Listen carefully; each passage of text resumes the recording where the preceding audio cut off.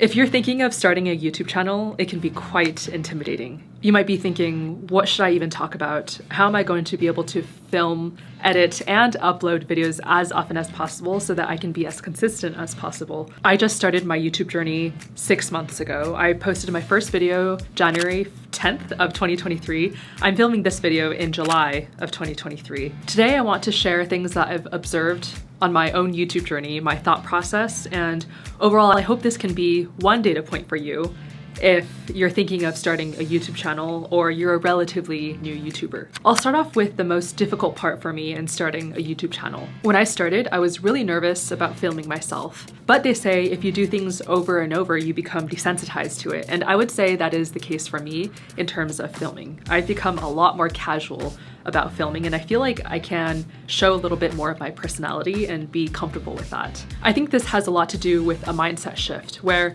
I have a very specific goal for YouTube, which is to turn it into another stream of income. And my desire to achieve this goal of monetizing YouTube far exceeds any fear I have of filming myself and putting myself out there for others to judge. Another one of the more difficult aspects of YouTube for me is being able to think up of enough video ideas so that I can bulk film and then bulk edit these videos. I think I would be more efficient if I could do everything all at once, but I think given my limitations and restrictions with like the full-time job and another side hustle I'm working on, I have to remember to give myself some grace. I also think, especially as a new channel, sometimes it can be hard to continuously pump out videos when we don't get a lot of feedback. A lot of us have smaller followings, so our first few videos, our first good amount of videos might not get a lot of views or interactions. So for me, I somewhat blindly put videos out there to see what sticks, and then I know what videos I should make more of. And that brings me to my next point, which is figuring out my niche. I would say I'm always trying to balance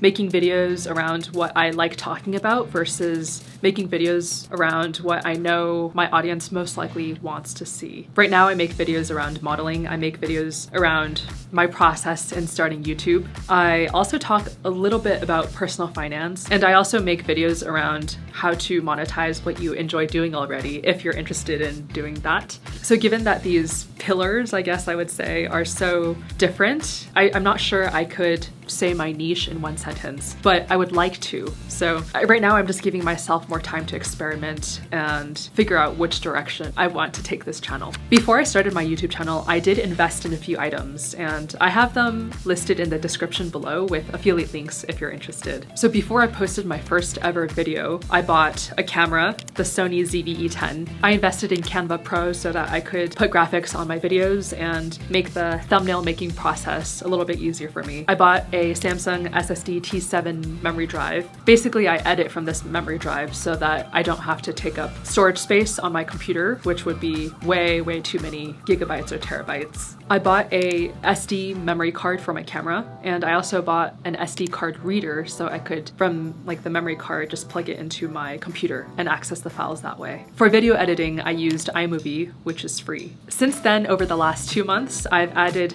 a few more items into my kit. I bought Final Cut Pro, which is an editing software. It costed like $299. It's much more powerful than iMovie and basically has a lot more features I can use. I bought an external microphone because my camera microphone just wasn't really cutting it, and so I am using the Rode Mic Pro Plus. And then finally I bought a subscription to Epidemic Sound. I was using free music from Thematic and the YouTube Studio, but I found that it was just so hard to find the types of songs that I liked that could fit the vibes of say vlogs or talking head videos. And I found that I was using a lot of the same songs over and over, which I think for talking head videos could be fine, but since I want to expand more into vlogs, I think it would just be easier to use a music subscription service where I could find the types of songs I wanted to quite easily. As far as my growth, as of today, I think I have around 410 subscribers. The bulk of them, I think, came from this video, I'll link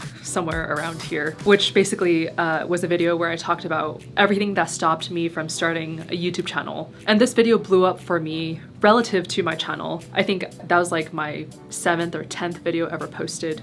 But from that video, I learned that it seems like a lot of people are relatively new to starting their YouTube channel or are interested in starting a YouTube channel. And so that's why I've built one of my content pillars around starting YouTube. So as far as my subscribers, the growth has kind of since plateaued. But I think if I wanted to invest in upping my subscriber count, I could probably invest in shorts. I found that the few shorts I've made have gotten some subscribers as well. But for reference, regular monetization, so ads on videos, takes 4,000 watch hours and 1,000 subscribers. And I have a feeling that I'll reach the subscribers goal before I reach the watch hours goal. So that's why right now I'm trying to focus on increasing watch hours. My watch hours are at 430 hours right now, so it's a far cry from 4,000. I'm trying to get that up. I'm experimenting with different ways to try to increase watch hours. As far as uploads, I've been uploading regularly, more or less. I did take 3 weeks off, but except for those 3 weeks off, I've been uploading every single week. I think I did notice that my views dropped off when I came back from my 3-week break.